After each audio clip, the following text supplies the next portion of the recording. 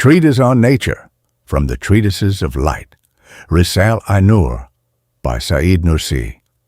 Chapter 2. The Second Way. This is expressed by the phrase, "it forms itself." It too involves many impossibilities, and is absurd and impossible in many aspects.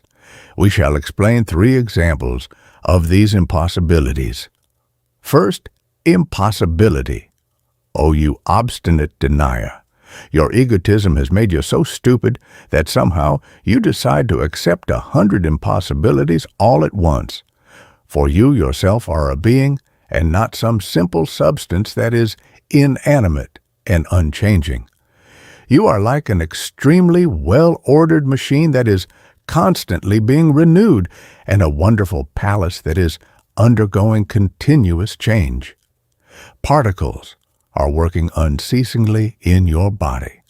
Your body has a connection and mutual relations with the universe, in particular with regard to sustenance and the perpetuation of the species, and the particles that work within it are careful not to spoil that relationship nor to break the connection.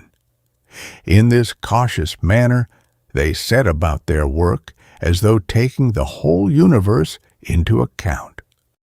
Seeing your relationships within it, they take up their positions accordingly, and you benefit with your external and inner senses in accordance with the wonderful positions that they take. If you do not accept that the particles in your body are tiny officials in motion in accordance with the law of the pre-eternal and all-powerful one, or that they are an army, or the nibs of the pen of divine determining, with each particle as the nib of a pen, or that they are points inscribed by the pen of power, with each particle being a point, then in every particle working in your eye there would have to be an eye such as could see every limb and part of your body, as well as the entire universe with which you are connected.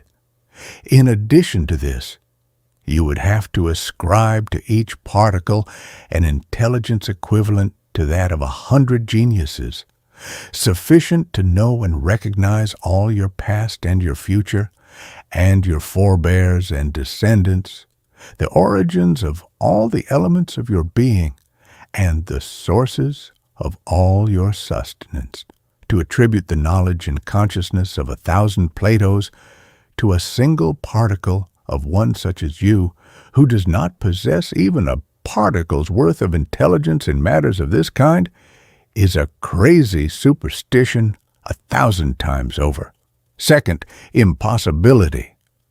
Your body resembles 1,000-domed wondrous palace in which the stones stand together in suspension and without support. Indeed, your body is 1,000 times more wonderful than such a palace, for the palace of your body is being renewed continuously in perfect order. Leaving aside your truly wonderful spirit, heart, and other subtle faculties, each member of your body resembles a single domed part of the palace. Like the stones of a dome, the particles stand together in perfect balance and order, demonstrating the eye and the tongue, for example, each to be a wondrous building, extraordinary work of art, and miracle of power. If these particles were not each officials dependent on the command of the master architect of the universe, then each particle would have to be both absolutely dominant over all the other particles in the body and absolutely subordinate to each of them, and both equal to each and, with regard to its dominant position, opposed, and both the origin and source of most of the attributes that pertain only to the necessarily existent one, and extremely restricted, and both in absolute form and in the form of a perfectly ordered individual artifact that could only, through the mystery of unity, be the work of the single one of unity. Anyone with even a particle of consciousness would understand what an obvious impossibility this is, to attribute such an artifact to those particles. Third impossibility. If your body is not written by the pen of the pre-eternal and all-powerful One, who is the single one of unity, and is instead printed by nature and causes, there would have to be printing blocks in nature, not only to the number of cells in your body, but to the number of their thousands of combinations, which are arranged in concentric circles. Because, for example, if this book which we hold in our hand is written, a single pen may write it relying on the knowledge of its writer. If, on the other hand, it is not written and is not attributed to its writer's pen, and if it is said that it exists of its own accord, or it is ascribed to nature, then, as a printed book, it would be necessary for there to be a different iron pen of each letter so that it could be printed. In a printing press, there have to be pieces of type to the number of letters in the alphabet, so the letters in the book come into existence by means of them, pens to the number of those letters being necessary in place of a single pen. As may be seen, sometimes a whole page is written in a single large letter, from among those letters with a small pen in fine script, in which case 1,000 pens would be necessary for one letter. Rather, if it took the form of your body, with all its components one within the other in concentric circles, there would have to be printing blocks in each circle for each component to the number of the combinations that they form.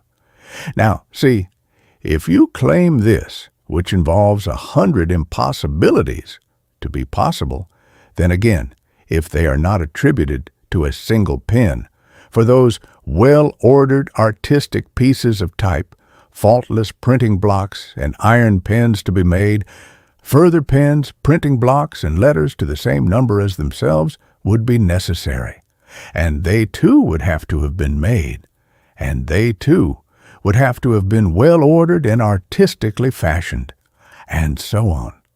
It would carry on in succession ad infinitum. There, you too understand. This way of thinking is such that it involves impossibilities and superstitions to the number of particles in your body. O denier of God, see this and quit this way of misguidance,